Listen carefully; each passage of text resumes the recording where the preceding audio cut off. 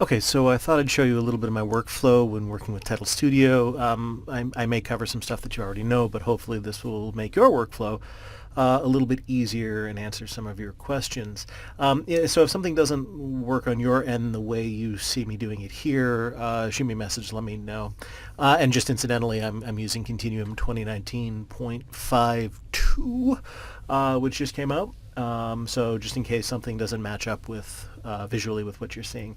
Okay, so when I'm in Title Studio, typically what I like to use is the Controls tab rather than drilling into the various tracks and parameters within the timeline. I don't know if this will help you out, but I've known, for me, this has made it a lot easier for me to work in Title Studio. So the first thing that I do is activate the Show Materials track. I personally find it easier to just have everything out in the open when I'm working, and by using the Controls tab, which is context sensitive, I'm not getting overloaded with a lot of parameters that I don't need to work with, so I don't have to sort through them. So with that in mind, if I create some text with 3D lights, if I sort of open up the material and shader tracks, it lets me easily switch between shape, material, and shader controls. If I want to change the texture that's applied to the text, for example, I can get rid of this lighting. All I have to do is just select my shader texture track, change it to a flat texture. And the same is true for extruded text, though I'll have to open up the front material track to access shader controls. In this case, when I change it, you notice that I lost my text. This is because I've applied This is because I've applied Title Studio to a black solid, so the texture is being taken from that video track. I can select Change Track Media to insert an image or gradient or whatnot. But that's basically within one or two clicks, sort of how you would update that. And so by using the controls window in this way, it becomes a lot easier to shift between the various parameters. So for example, if I wanted to create a new flat text here and add a backdrop, I'm just going to select my material track, go to the backdrop tab, enable it, then I'll select the new channel texture rectangle.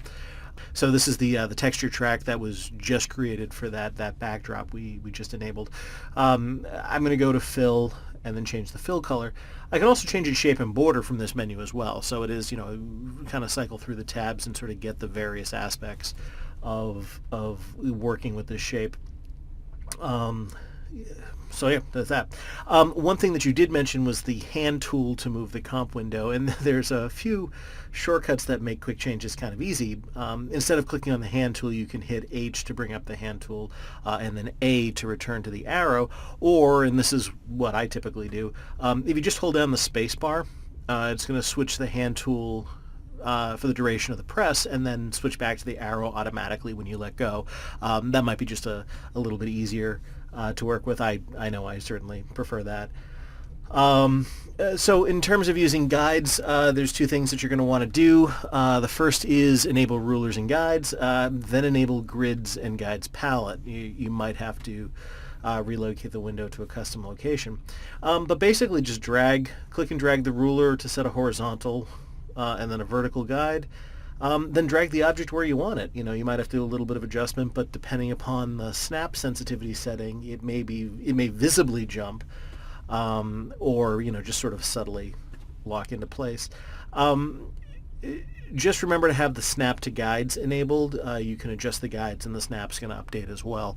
But basically, that's the way sort of I work with Title Studio, and you should be seeing something quite similar on your end. If you're not, if you are having trouble where it's not locking to the guides, shoot me a reply. Let me know if you can do like sort of a little screen capture like this, and we can see if whether or not there's an issue. Something's not checked correctly or whatnot. But hopefully that will make things just a little bit easier and a little bit more user friendly for you. Any questions? Let me know.